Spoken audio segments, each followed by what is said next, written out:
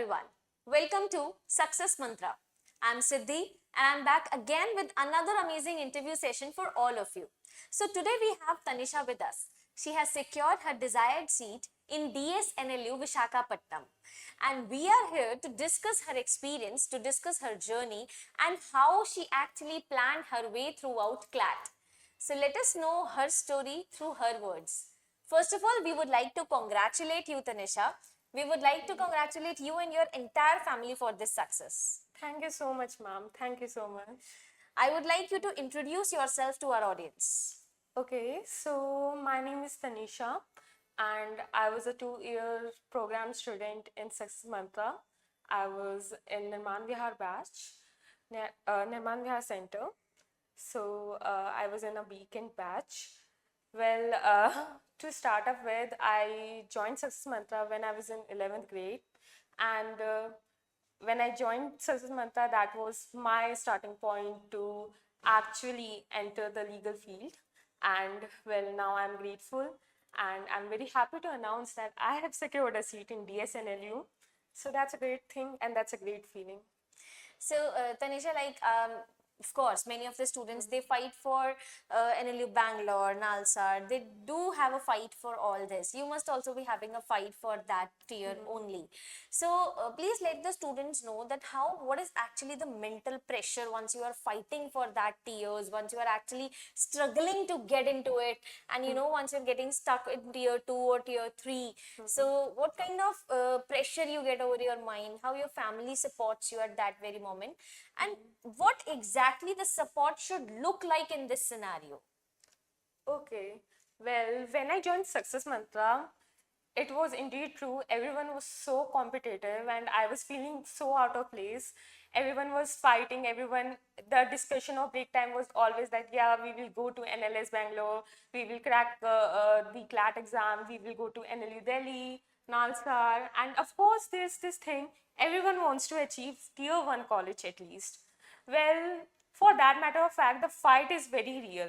The fight, the competitive spirit, and also sometimes your friends turn your back because after all, they are your friends. But after all, everyone wants to achieve the same thing only. Well, now coming to the part where you get stuck with tier 2 or tier 3 NLU.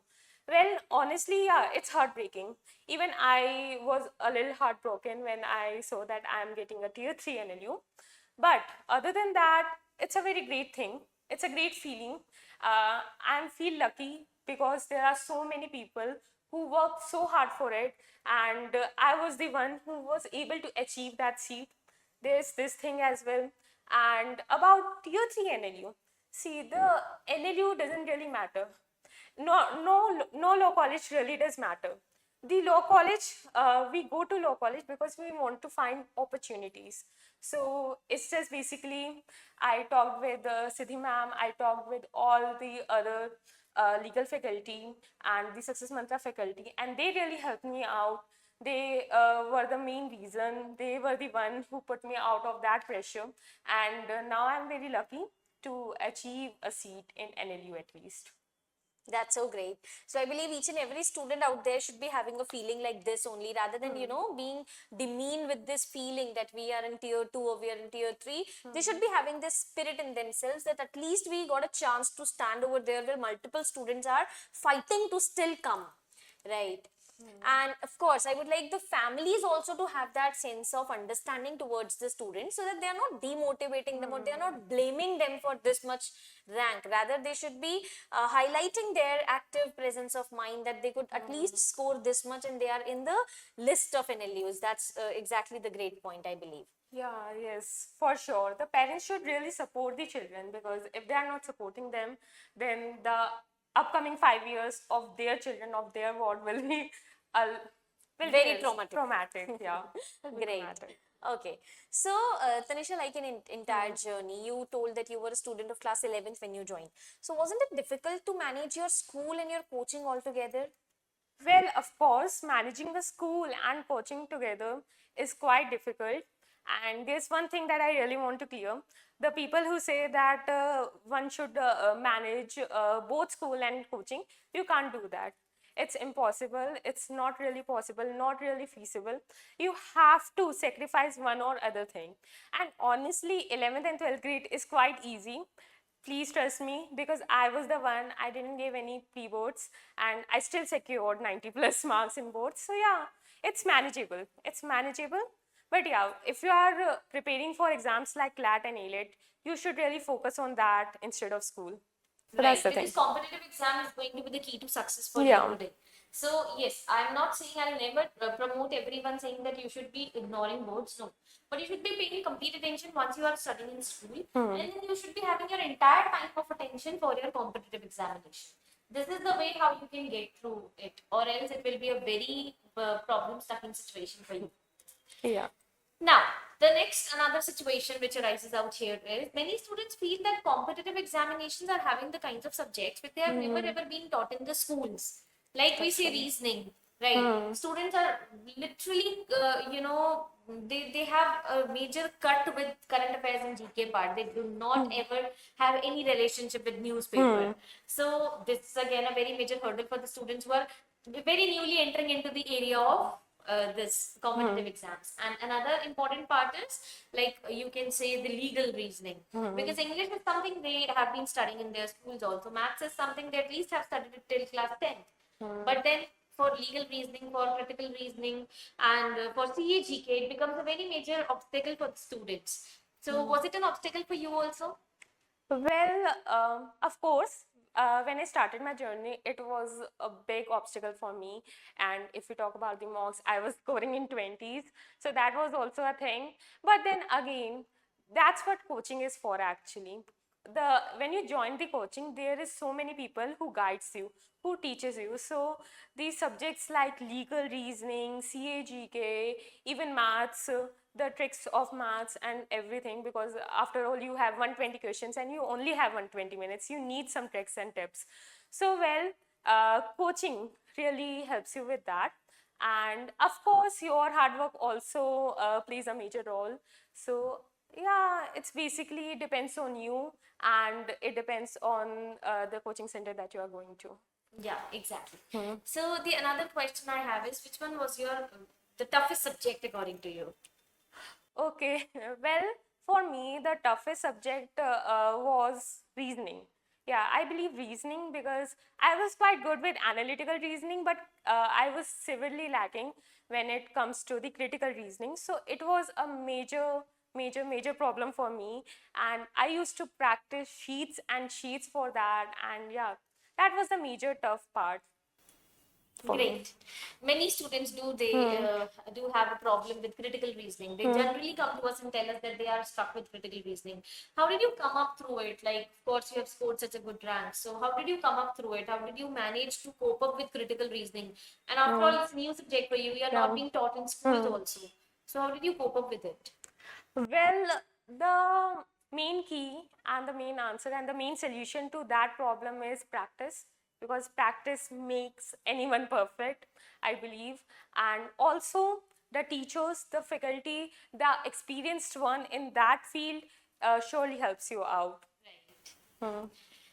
So, which one was the favorite subject of yours? Well, my favorite subject was CA and GK for sure, because I am a big reader person. I love reading, and everyone really have this problem with newspaper, but I used to love newspaper a lot. I still love newspaper. I still read it every day. And I love international relations, and the year 2024 was full of that only. So that's why CA and GK was my favorite. Students are bringing so many comments over CLAT 2025 question paper. What is your say over it? Like, what was the experience once you got through the question paper of CLAT 2025? Okay, so my first reaction when I just skimmed through the question paper was that it's very weird. What is this type? What's this eerie type of question paper that they have given to us? The question paper was really very simple. The English section was very simple. The CA and GK section was very simple. But then when you come to legal reasoning and the critical reasoning, the reasoning, logical reasoning part, that was the main struggle. There were so many questions and there was so many confusion between the answers and all. So yeah, after all, like after the whole 120 minutes, I was just questioning, like, is it really a consortium thing to do? This was a major question mark in consortium for sure. Okay, so and this CLAT 2025 had a lot of hurdles later Oh my to lord. the question exam too. So not just the question paper was weird, but the entire process after it was weird. The result got declared, then it got on hold, then the answer key challenges, then they were not being accepted, then multiple hearings in front of High Court and Supreme Court. So like, what kind of journey was that for you? It was a very tough journey, very depressing journey, to be honest, because it was 26th December. Our first list was to be out on 26th December.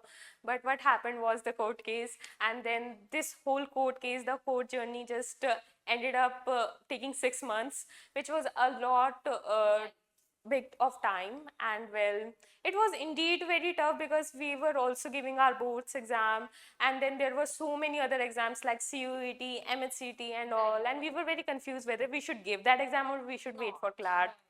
Yeah, that was a big hurdle.